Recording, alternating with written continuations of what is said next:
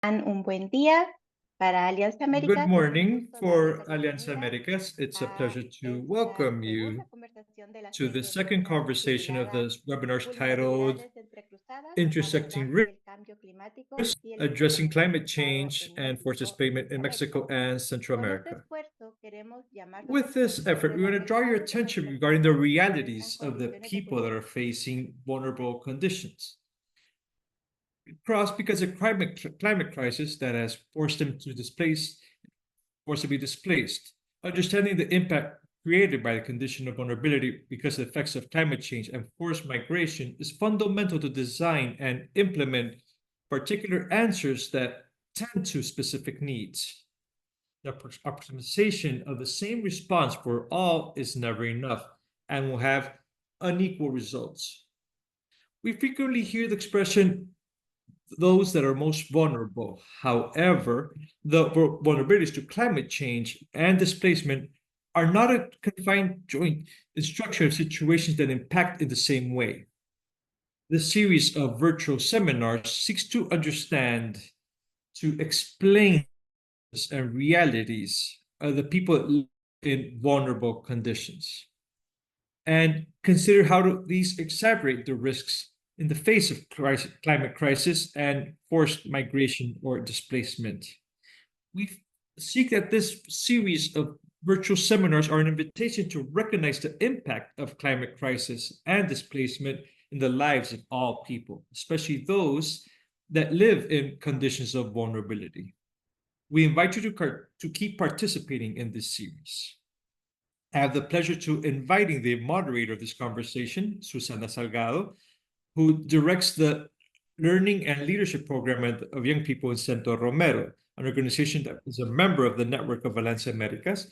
Susana is a young Mexican woman beneficiary of the DACA program and has dedicated her work to facilitate safe learning spaces for girls, boys, and adolescents who want to create a future performing an active role in the community in the area of Chicago, Illinois. Thank you very much, Susana, for leading this conversation. The floor is yours, and thank you very much for joining us in this conversation. Thank you very much for the invitation and the opportunity to be here with you.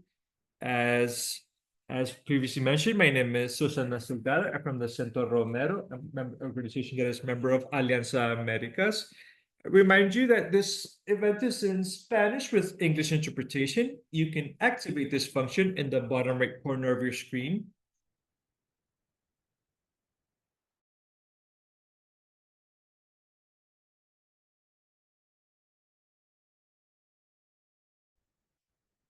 Today, we're joined by Tanya Ramirez. She's she has a degree in Hispanic Letters in the National University of Mexico, UNAM, and Theory of Literature by the Madrid Autonomous University. Currently, she's Executive Director of the Network of the Rights of Infancy in Mexico, REDIM. Tanya is a part of the HIJOS organization in Mexico, the daughters and sons of disappeared, exiled, or murdered people due to political reasons. Thank you very much, Tanya, for being with us.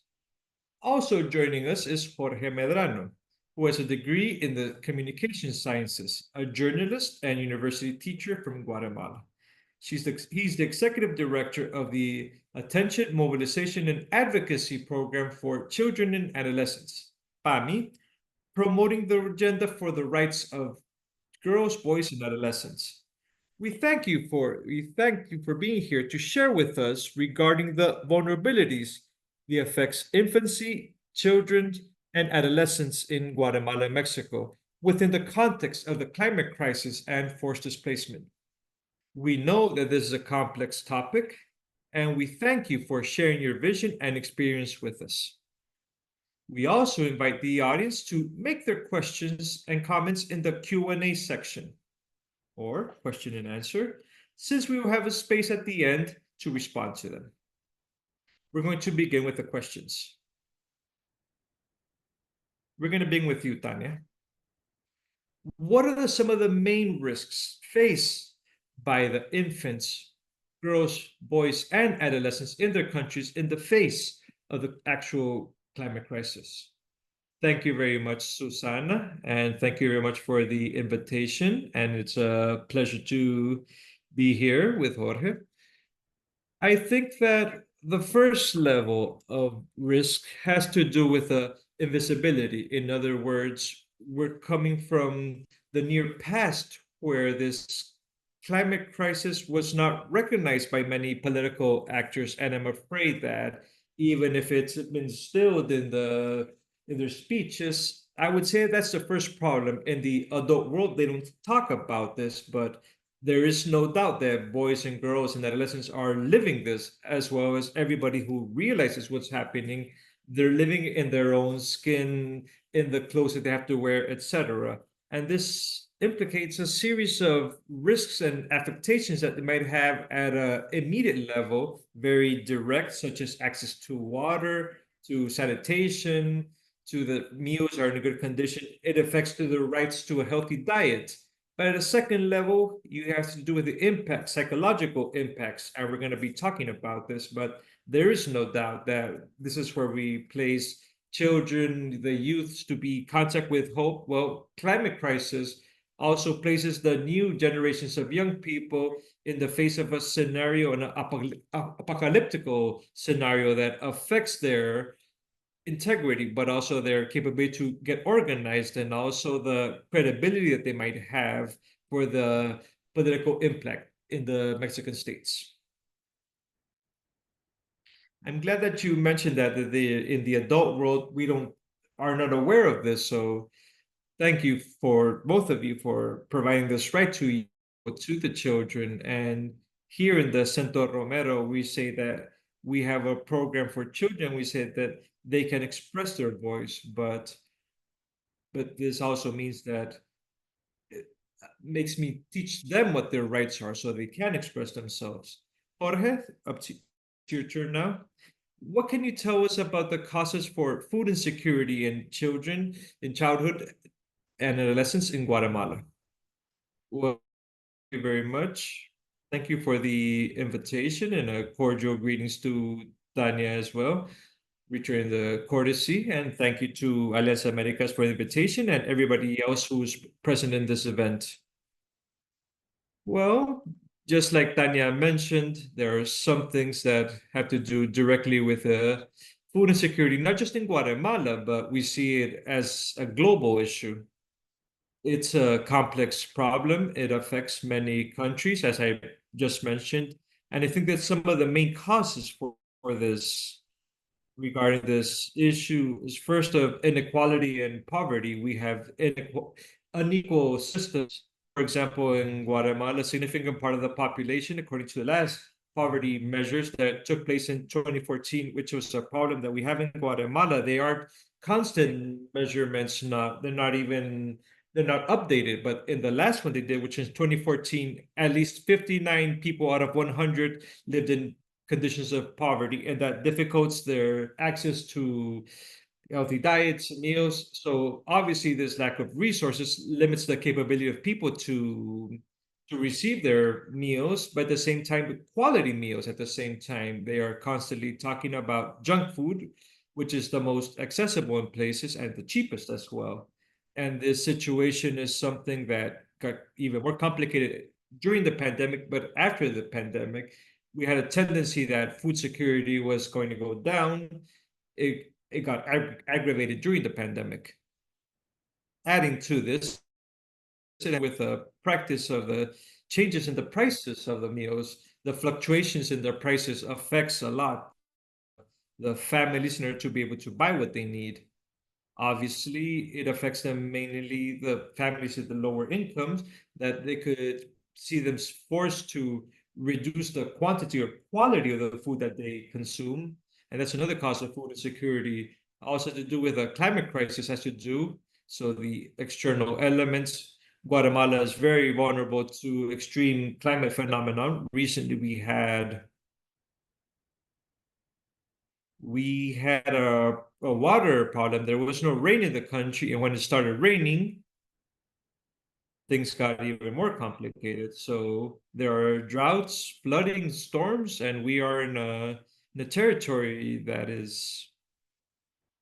we're in the middle of both oceans, and this makes things more complicated. These extreme phenomena affect the agricultural production and availability of meals and foods. In Guatemala, the families depend, since it's an agricultural country, it depends on fishing and agriculture. So this mainly affects these productive actions, the limited access to health and food services. It's a dramatical situation, and there's a weakness in all health services and nutritional programs. To place one example, between 2022 and 2023, there was an increase of chronic disnutrition, of malnutrition, almost 35% increase. But the health ministry, along with the previous government, reduced the budget almost an $86.6 million reduction. So there's an evidence in the increase of health because they reflect it, but at the same time, they reduce the investment in this around this. So, and also in the last years, starting from 2011 on, the assistance policies have been institutionalized. They help us to generate impact for the longer term. So the programs to give food bags, to give seed and fertilizers, and help them with money as well by delivering materials, it's a constant. So a budget is set aside for this that forgets about the actual causes of poverty and all this. Yes, thank you, Jorge.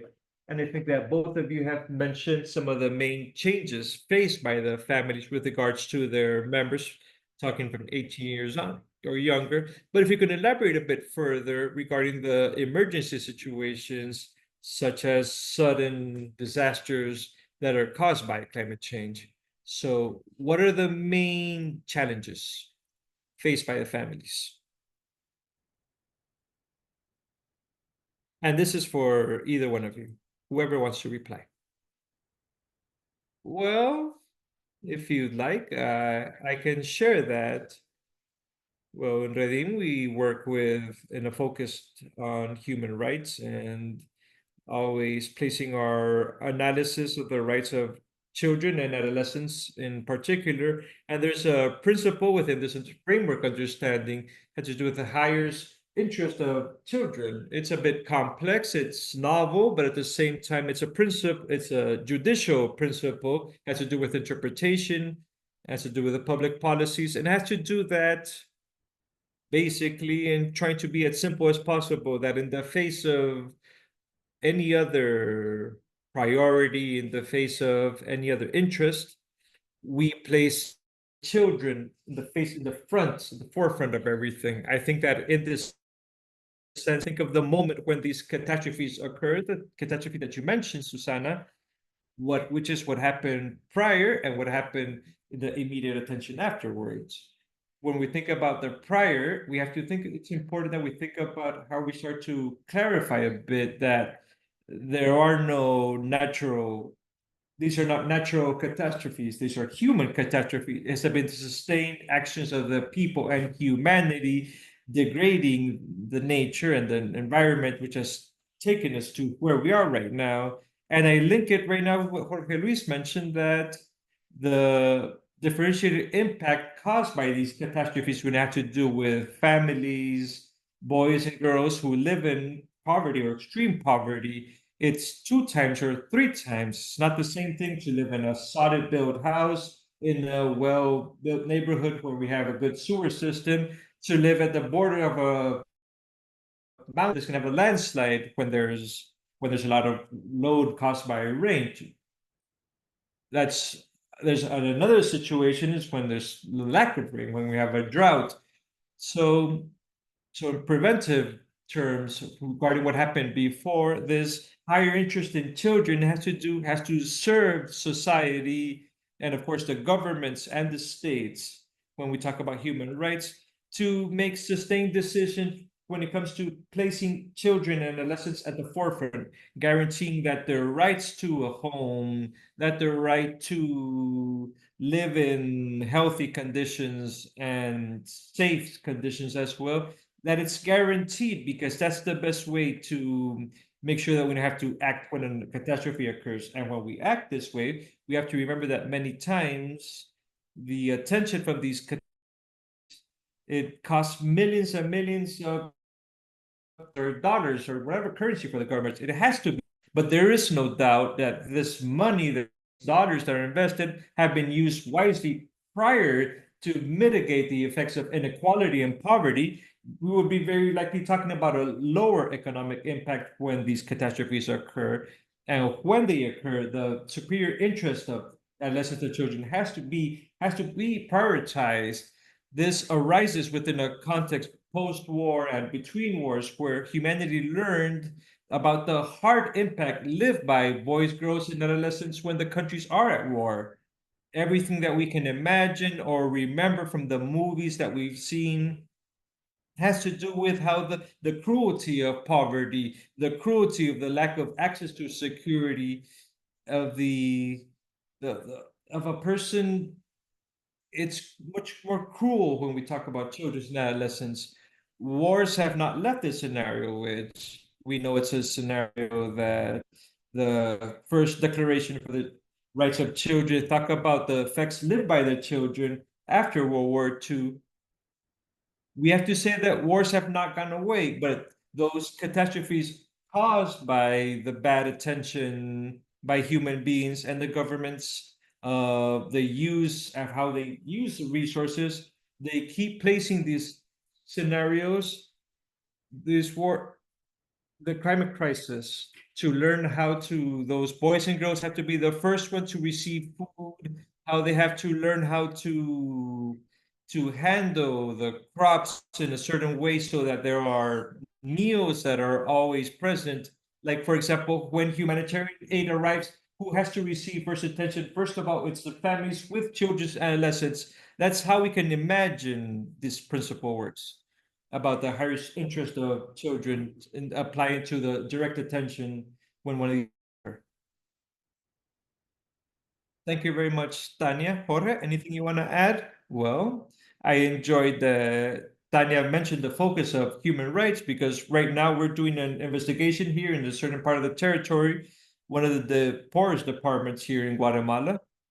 And when you talk about food security and nutritional security, the parents, the community leaders, the municipal authorities, they accuse the parents of being the ones at fault. So in the focus of human rights, everybody has a responsibility.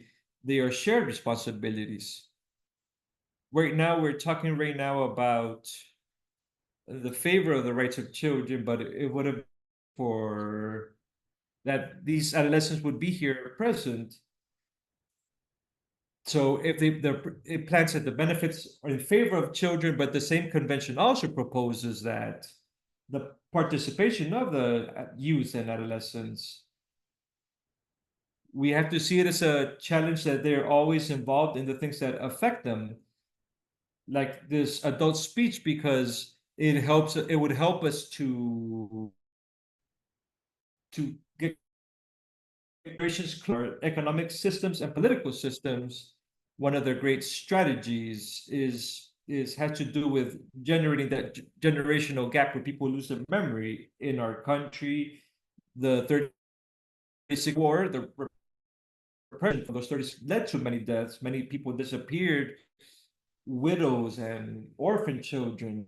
That was one of the main strategies to create distance from the people, that they lose that memory because there's not there any awareness or sensitivity that causes to demand.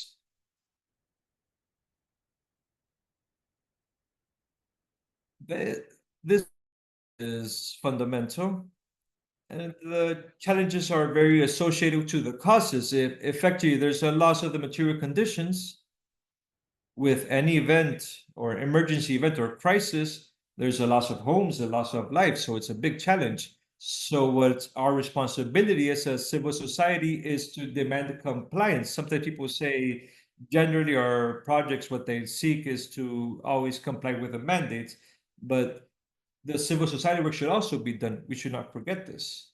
So what we seek in family many times is we're constantly to be reminding that all guarantors, all the government officials, they have their rights. They have to be aware of what they're doing from their obligations and responsibilities, because generally it's a tendency of the official to, and my apologies, to look the other way, and my apologies for saying this, to forget their responsibilities, and it would seem as if they are above the law, and thus we have to remind them that they are not above the law. So obviously, we have to try to guarantee or promote that more security, more access to public services, and that all this has an impact in the health and nutrition of the boys and girls. Because with all of these events, there's something that we're always thinking about, that there's education is interrupted. There's interrupted education, and this doesn't allow the boys and girls to generate the necessary capabilities to generate their own means of life. And obviously, one of the major challenges of these events, disaster, is the forced displacement and migration. It's a trigger of for migration just by saying that in Guatemala in the last 5 years, it's been increased almost the the use of land was increased in order to plant palm oil. In the northern part of the country, there are around 180,000, over 180,000 hectares of palm oil that has been planted, and this has an impact in the climate, has an impact in the environment, has an impact in the communities. These are agricultural activities that cause conflict in territories and also cause forced migration and displacement. So it becomes a challenge for us as well, because at the end of the day, we can talk about the rights of the children, we can talk about implementing municipal public policies, but if I forget everything that is happening when it comes to environment and climate change, I am only promoting one part. So the reality forces to broaden our knowledge. Yes, Jorge, I think that you entered our second question. Our next question had to do with forced displacement and what strategies have been implemented by the governments of Guatemala and Mexico and organizations such as the ones that you direct to protect children and adolescents in the face of climate change that could derive in forced displacement. And Jorge, we will begin with you right now. Well, to share a little bit that we haven't specialized, or we've actually worked a little when it comes to environment and climate change. Our work has been basically to try to create awareness and to broaden the knowledge and capabilities and methodologies of the government officials. That has been our work, what we do. We insist that if I have a piece of paper, it says that I have to be at 10 a.m. at this conference, which I was convened, and I assumed there's responsibility. And I said, yes, well, I have to comply with this. I have to do it. But the government officials are constantly omitting their responsibilities. So I think it's something that we have to remind them every single day that they have specific mandates with regards to comprehensive protection of children and adolescents. And when I say comprehensive protection, it means all rights, the implementation of all rights, health, education, nutrition, participation, rights to a healthy environment, rights to recreation and sports. So what we've done is a lot of training focus on the rights of the personnel that is linked with adolescents and children. Talk a little bit about that we kind of do, right? And even though it might be repetitive that we are constantly training the personnel, but here in Guatemala, there's a practice where there's a high turnover of personnel. They're constantly changing the personnel. And also the projects that we sometimes implement, they're 3 years, and that season does not coincide with the activities for the population. So we try to adapt these activities, but to create high awareness within the personnel, the government personnel, it's important because this helps us to continue like creating the compliance with these protocols of these instruments, political instruments that help generate this environment coordinated work. Also, we've also technically accompanied the preparation of certain instruments like protocols and regulations derived from the assumed by the states when it comes to resources because they have the obligation to do so, but they're sometimes they fall back. So we say, so if we can provide something, we'll do it. If we can contribute, we'll contribute. And recently in the country, the Inter-American Human Rights Watch was there, and they were proposing that Guatemala should be much more proactive when it comes not to the response provided to children, but also to complying with those obligations that when they ratify different treaties, when it's about helping other people, the governments they turn away from this and they don't. So it's dramatic for us. So we've contributed in that sense, and we understand that migration is a regional phenomenon, and we can't forget about Guatemala. That's why we're creating synergies with Honduras, but also integrating in a regional space called ROCOM and trying to position in some decisions taking spaces, such as the regional conference regarding migration, how to address migration. Also, when it comes to, we're trying to promote a greater involvement of the local authorities so that they are awareness risk of migration. So we facilitated such as the formative participation of public policies to create greater investment. And finally, I see that I am above time. We've also systemized and digitized the promotion to free access to public information. So what we do is we digitize data in a platform regarding the migrant child, about the child that was returned or is currently moving and has specific data from Guatemala, El Salvador, and Honduras. And we hope that Mexico and Panama join us as well. That's it for me. Tanya, something you want to add? My apologies.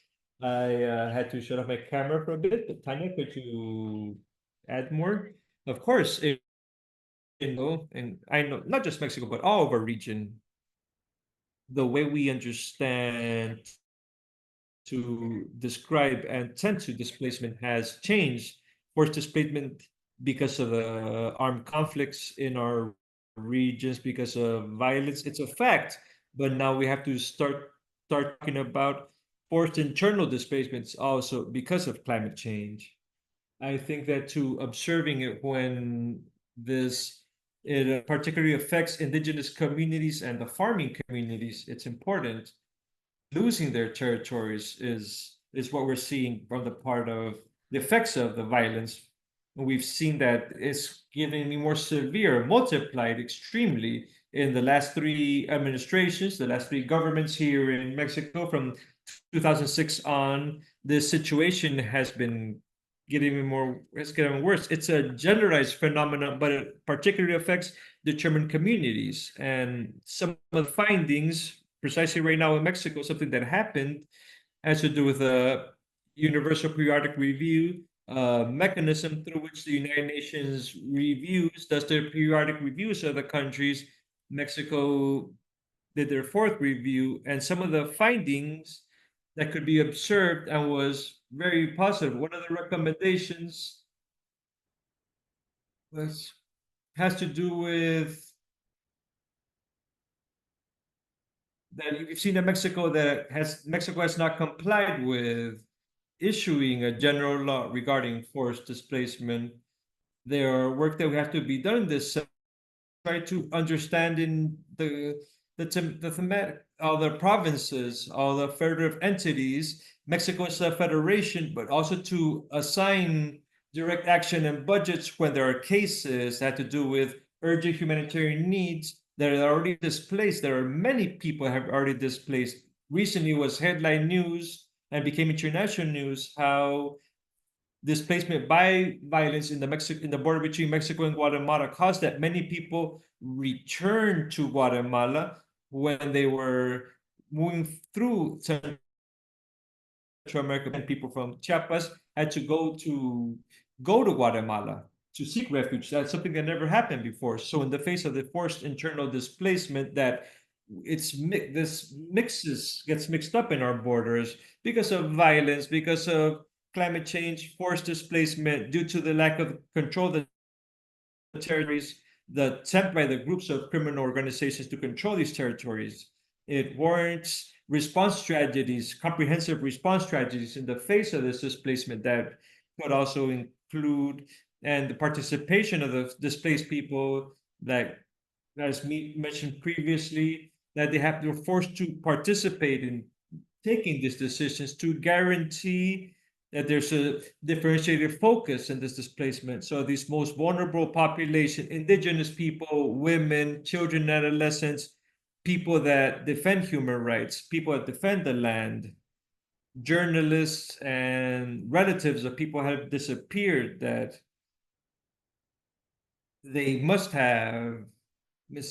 receive prioritized attention. And one of the recommendations in that sense have to do that. Yes, it constructs the judicial framework that could back up the people that are victims of forced displacement. There's a general law in this sense, would be very interesting, and also a dialogue between the countries to do more with these initiatives, legislative initiatives, and also to create more awareness within the authorities and society about the new methods of displacement, the terrible stories that they are bringing back with them, but also do with our previous participation to generate comprehensive preventative strategies that you could address the structural causes and not always having to react and tend to the catastrophe once it occurs. So, in that sense, to have measures that will stop the destruction and displacement.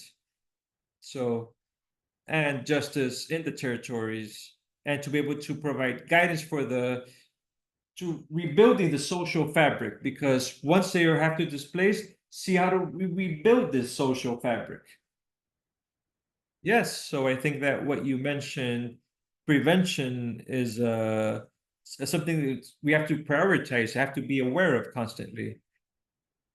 But any other aspect that you would think are prioritized to respond to the needs of displacement for the children, adolescents in Guatemala?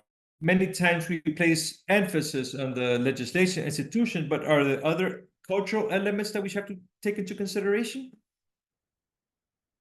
Can I begin? My apologies, Daniel. Yes, of course, go ahead. Well, I sometimes think that to insist once again that we should promote mechanisms for the actual involvement of children, boys, girls, and adolescents in creating proposals so that they are assumed, just like the Children's Rights Convention, that one way we've attempted it with our groups of boys and girls that we accompany, during the entire training and citizen forum process, but in another moment we involve them in the decision-making spaces. There's a committee called Comude where different actors participate. So we try to also from there they can contribute and provide that they're accepted. That adults are always they're not willing to generate a different type of activity. So in countries they are never taken in consideration. So it's generally the adults who make these decisions. So this is what we're proposing. Also, I have the impression that we should make the most of this universal mechanism the inter-American and universal mechanism for human rights. We should keep positioning ourselves as how the situation of the children and adolescents in these international spaces, the arrival of Sisi in Guatemala and the committee is an opportunity, but it's also the United Nations Human Rights Council, which would should also help us to keep evidencing or giving visibility that our countries are not necessarily tending to children as they should. That's another. another group of ideas. And something else that has drawn the attention to me is that in the countries, there's a lot of division between civil society. They all have their own agendas. So try to have one only unique agenda. That would be fundamental. There's a good exercise around the Universal Periodic Review where different actors are get together, different sectors. Well, actors and sectors get together, and there's a, a report is created from those perspective from these populations. There's a specific chapter for children. That's a good exercise that could help us. And adding to this, I would say how to join an agenda, a development agenda for the country from international cooperation. I know it's difficult, but it could to join an agenda from civil society and an agenda from international cooperation because we haven't seen that intention, that purpose, and also the active participation from the community. I think that that is crucial. How we continue generating awareness in the knowledge in the communities. We realize that there's a lot of ignorance, not just from what the official should do, but also from what the law mandates that I do as a mother, as a father, as a community leader. But it's a strategy that I have to mention in this way because it's how I've understood it. It's a strategy from the elite class to maintain people in ignorance and sick. Those are the two main strategies. So if I don't have access to education and access to health, that limits my action a lot. So I think those four things: active participation from the community, generate a common agenda from civil society to continue positioning at international level the situation of the human rights and promote this principle proposed by the convention, the participation of boys and girls. I think that would be fundamental. Tanya, what do you think? I agree with Jorge because when we talk about human rights, we're also talking about the role of the state and of the government. But there is no doubt that it's a paradigm shift in the understanding of how we that has been taking place in the last decades in our country. So it properly organizes with mechanisms and recommendation exams and all this judicial framework of what the states have to do, but it also provides guidance to the public opinion. And in that sense, from other spaces and other actors, not only the state, of what can be done, has to do in one sense with responsibility when it comes to communicate. It would be very important that this type of event would communicate as well with a perspective of human rights, rights of children. I'm thinking completely about the journalistic coverage that it become new front page news. So in the mass media, there's co-responsibility on their part. In Mexico and in Guatemala, I understand that there's a general law for the human rights of boys, girls, and adolescents, which clearly establishes what are the obligations of the state and the government and the institutions, but it talks about co-responsibility in the sense that the families, the schools, and the communities and society, all of them are responsible for the boys, girls, and adolescents, which means that we have to change our view that surpasses the idea that boys and girls is just a responsibility of the parents. Boys and girls, they are, but as human beings, it's a responsibility of society in general. And in that sense, the mass media, but also the private sector. I think that we have to remember about the companies, the inequality and poverty that we see in our country is it's not a climate phenomenon. Oh, it did rain this year. No, these are the consequences of bad decisions that they've concentrated in few sectors in few groups. So we talk about the effects that climate change might have to do with people that live at the bottom of a mountain. Talks about the responsibilities or co-responsibility of the companies that they must take care of and tend to. And there are also clear guidelines regarding about the human rights as well.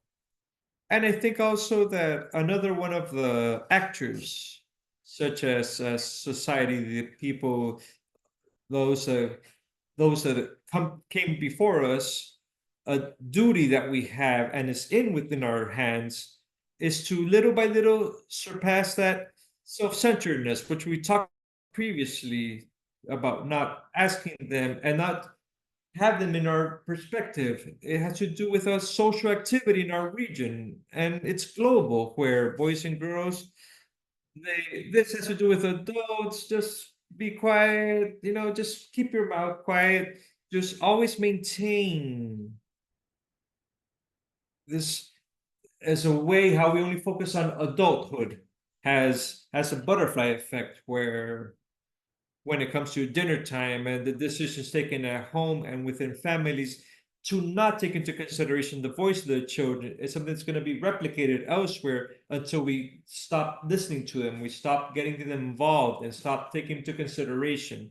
So this is something that is within our hands, within our capabilities to do so. Yes. So basically, to listen to them, right? Yes.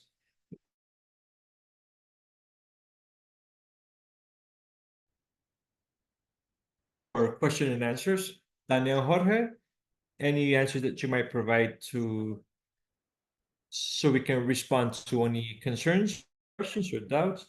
Tomasa asks, question for Jorge. I'm very interested about. I just returned from Guatemala and I saw the huge way how people were drinking drinks or carbohydrated drinks, and at the same time, a rise in diabetes in the population. Do you think there's any attempt to reduce this? Well, it's a difficult question because it must have many answers. What we've tried to do is to train mothers in particular with small children, early childhood, and these what these mothers do is that they share their knowledge with other mothers. We're not the ones that as an institution we arrive there and to promote a understanding rhythm or the behavior, and this is the mothers themselves who are sharing their knowledge. So what we've done is we divided like two blocks: mother guides and community mothers that help themselves to generate a better understanding of healthy diets, hygiene, nutrition. And this really helps primarily in the rural areas. Right now, we're focused more on the rural sector because it's one of the most abandoned areas. And we've realized that as people generate participation in the community and rurals, people leverage this. They make the most of this. So they make the most of this opportunities, and especially the mothers, we've seen that there are more much more awareness from the mothers compared to the father. The mother's assigned almost the entire responsibility of everything that happens to the child. If the child falls, doesn't eat well, suffering from malnutrition, if they're consuming junk food, it's the mother's fault. So it's a perception or it's a flawed point of view, but we make the most of this because generally the mother is very close to the child, and because of the vision in Guatemala where the mother's assigned the role of caretaker, while the father is assigned the role of the provider. So we make the most of this. And this is what we've done because getting close to authorities such as the Ministry of Agriculture and Livestock, and to another ministry has to do with food security and nutrition, also the Ministry of Development, we've tried to approach them to get so that these communities are close to these institutions. So we promoted some nice things, such as those family gardens or community gardens or school gardens, which would be a repetitive idea, but it's really helped us because at the end of the day, it's pretty like a link. We've added some certain new elements like a food, like a seed bank, and it was hard to recover some of these native species, but these are some of the things that we've done a lot of training to community leaders, to mothers primarily. Almost all of their money goes to the mothers. And also they making sure that these authorities get closer to these abandoned mothers and abandoned communities. In Pami, we've created a clear pathway for which I think that it should work even in Sweden, even though these are completely different realities. It's very simple, and this counts with a lot of participation. And we promoted this documents in which we raise the self-esteem of people because there's planification with budget, very well done, where the authorities present it, and sometimes the authority is the one that finances it. And basically that. Thank you very much for both of you. How do you address in Guatemala, as in Mexico, the huge problem of state corruption that affects social and ecological investment? Well, that's for another webinar entirely. You're getting us anxious to have another webinar to discuss this. Of course, there has to be a very decisive action from the part of the authority to stop it and to stop the chain of impunity and corruption. So when these cases are denounced, that they are duly investigated and they are not left to impunity, because this is what in the beast. This is what makes it possible. I also think that the exploration, the question is interesting in regional terms. The exploration of these criminal networks. This is something they have to start addressing. Have to be part of the dialogues from, in other words, corruption sometimes works in favor of, not only in favor of, but sponsored by the big networks of transnational networks, is something that is limiting the decision taking in of the countries.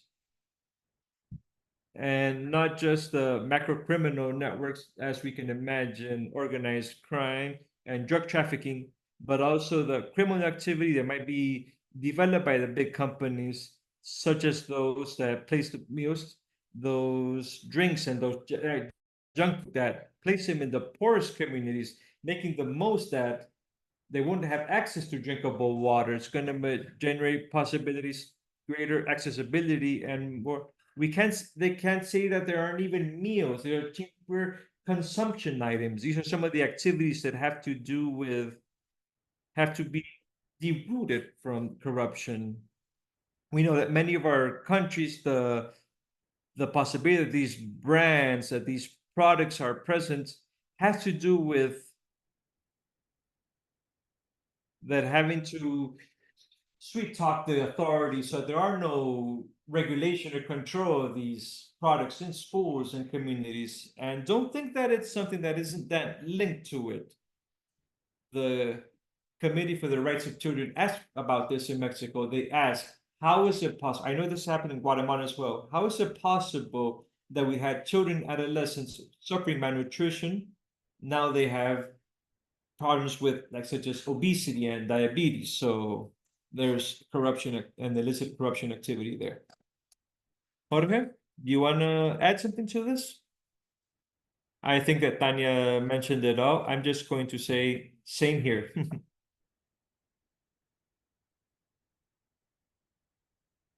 I agree with Tanya when she proposed it, talking about economic control in the country. And who has the economic control in the country has control of the formal power, the real power. So if there is no openness from those two controls, political and economic power, this is going to be very difficult. And I agree that it should be part of another reflection space, not just in Guatemala back in the 70s, 80s, the country had an owner, and it was the traditional rich, the oligarchy that's constantly mentioned. But right now, in the power is divided in three: the traditional rich, the old rich, the new rich that arise from the commercial activity beginning in the 80s, but there's also organized crime. So they are all distributing the profits, they are distributing the population, they're distributing the wealth of the country. So it's these three parties. So we have to reach agreements with three different actors in order to propose like how to weaken corruption. Also in Guatemala lately, something that's been very recurring has to do with one of the powers has been weakened. The judicial branch has been weakened. So that is crucial how to strengthen the three powers uh, in function of the people that they owe their work to. But the powers respond to determined groups or of economic power or political power. Whoever has who has the economic control has control over the violence. So one of the things that we can propose in terms of hope is strengthening the justice system. That would be something that would help us. Something else is transparency and accountability, because we do things like social auditing where the programs and the mandates and the speeches from the authorities, and this allows us to provide evidence of how the situation is. So that could work a bit. And also promotion of a culture of denouncing and filing complaints of these things that happens, but it's such an abandoned and forgotten population. So that lives in ignorance. I don't know if that's the actual word. I'm going to make it up right now, but it doesn't depend on them, but it depends on the social system. So it's difficult for them to assume their responsibilities, to assuming actions that would help these parts. But also what Tanya mentioned had to do with impunity. How much would happen for me for a combative mind to be paid attention to? The slow crawl of the processes, but also impunity. And of course, what we would all want is a reduction in violence and combating organized crime. That would be another element that it seems impossible. Yes, thank you very much. Megan asks, she says, many thanks for sharing these such important ideas. Can you please tell us about examples or methodologies to incorporate children and youth in taking decisions, whether to adapt their strategies as organizations or to generate proposals of public policies regarding their vulnerabilities, with particular vulnerabilities in the face of climate crisis? Yes, that would be another very nice webinar track participation from adolescents and the youth. But I'll allow the tip, I think, in the webpage of Redim and Children Infancy.org.mx. We have a series of documents with methodologies that have built about what these organizations do, and some built along with children's and adults to how to incorporate this guidelines, good practices regarding about the participation of children and adolescents. And I already learned on this path that, of course, since it's almost a new topic and has to be taken care of, and they are writing it right now in the chat, sometimes we have to think that about being very precise, almost about child psychology. And I would say it's, you know, there's nothing better to include children, adolescents than start doing it. And if we get mistaken along the way, then we take a step back to take another one forward. But what I would invite people to do is to do small exercises of how to incorporate from their perspective, and not just about participation. And there's an important principle here. Participation has to be a protagonist and sustained. Oh, it's I'm not gonna say I'm gonna ask you regarding their opinion, a questionnaire or whatever tool, and after this, I'm gonna retain the information and say, oh, how sweet or how smart. No, their participation has to be used in order to take decisions and guided towards changings, which is what we didn't want with citizenship. Is when we choose or vote for something, we think that people are not interested. We want them to be taken into consideration.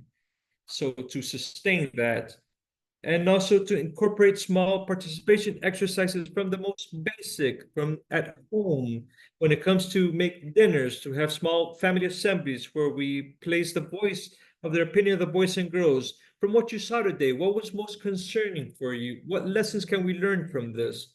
And that in those spaces, from home, also from the community or the school assemblies, that the decision making is progressive. I don't mean like, oh, sometimes in our, oh, of course, everything boys and girls are going to vote who's going to be the director of the school. No, that's not what I'm talking about. But little by little, that decision have to do with their environment, that they could take into consideration their opinions, or their recommendation, their fears, but also their good idea.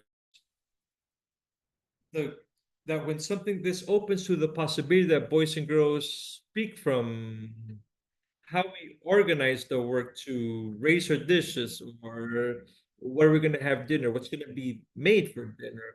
Also, what the candidates should take into consideration that are asking for your vote. The quantity and the luminosity of their proposals is something that we hope we I would expect that we would most open and wonder for the future. And it's good that it shouldn't only be that the adult roles that takes all the decisions. That we hope that in a few decades, it's not going to be us that are going to be living here. They're the ones going to be living here. And continuing with Tanya's idea in our website, I'm going to share it in the chat. Where's the chat space? So I can share the address here. Yes, they already put it, right? Yes. And there's some material there. And then we also have some documents that we've produced from the practice that we've generated. They're not theoretical, but they're from what we generally do. And there's some manuals or brochures or modules for formulation of public policy that could easily help. Well, I don't know if easily, but they could help to rethink the practice with regards to public policies. In Guatemala, there's a law which proposes that there's a community organization, and that within this organization could take things to the municipal level. There's the municipal organization, it could take it to the departmental level, then to interdepartmental level, and then to national level. So the bottom up logic. And in the bottom up logic, it's for answers to these are adult spaces, or development councils where different actors and sectors participate. And in Comudes, where they decide or implement or approved, and the mayor also participates, where projects are approved for the municipality. That should be the space from where we could do this. And what we've done with the groups of boys and girls is that when we accompany them, there's a citizen formation and policy. It's not a This is content that it's not provided at school or at their families. So that's why it's very interesting for them. As a matter of fact, many of these children that we've trained and formed, they wanted to become mayors of their municipalities, or they've been a part of the children offices, or they've been taken into consideration by the mayors, so that they are form a part of their group of technician, political or technical work group. So we provide a lot of content of this for to demand response from these authorities. And we've done this in this Comudes because the Comudes demanded the groups to present a legal document to be recognized and to be able to speak and vote. So sometimes what we've done is pay for a lawyer to arrive and say, okay, I'm present in with 20 children, and their names are, and the group name is whatever, and they're, let's say, organized for change, and it's comprised of this number of people of these ages, and these are their objectives. And sometimes we present this document to Comuda, and Comuda accepts it. Oh, they are a legal organization, but it's honestly not legal. We're just telling a lawyer to be present at a meeting.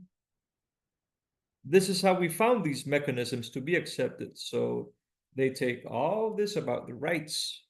Sometimes I think that they have much more knowledge about the laws of children because there's a comprehensive protection law, and from these laws that sometimes induces participation. And this is the content that we provide. This is how we've accomplished how to this active involvement of boys and girls in decision taking. And very quickly, I know we are running out of time. I feel that something should have a listening attitude. They're not listened at home, their teachers don't listen to them. But since we do listen to them, they want to be with us. And finally, we've done thing with teachers. There's a mandate from the regulation, for the teachers' regulation in Guatemala, that they have to promote citizenship, but they don't do it because they don't have the content. For them, citizenship is just sweep and clean up a classroom. So we've promoted within a group of teachers that are aware of this to give the possibility to create citizenship in boys and girls. That's it. Thank you very much, Jorge and Tanya. We can finalize here. I think we can take with us the lesson about listening more from our children and adolescents and learn from more then. I apologize for these questions that were very interesting, but we didn't have the time to address them. With this, we're finalizing the conversation. Thank you, Tanya and Jorge, for your contributions. It's such an important topic, and we thank the participation of the audience. We're going to stay with ideas, concerns, and reflections regarding the conditions of vulnerabilities in infants, children, and adolescents in Guatemala and Mexico, and how climate change and forced displacement affects them.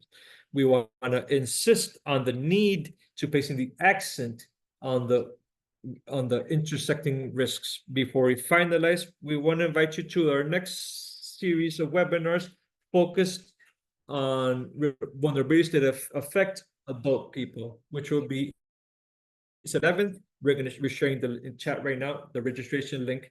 Thank you very much, Jorge and Tanya. It was a pleasure to be with you. Greetings. Good. Thank you.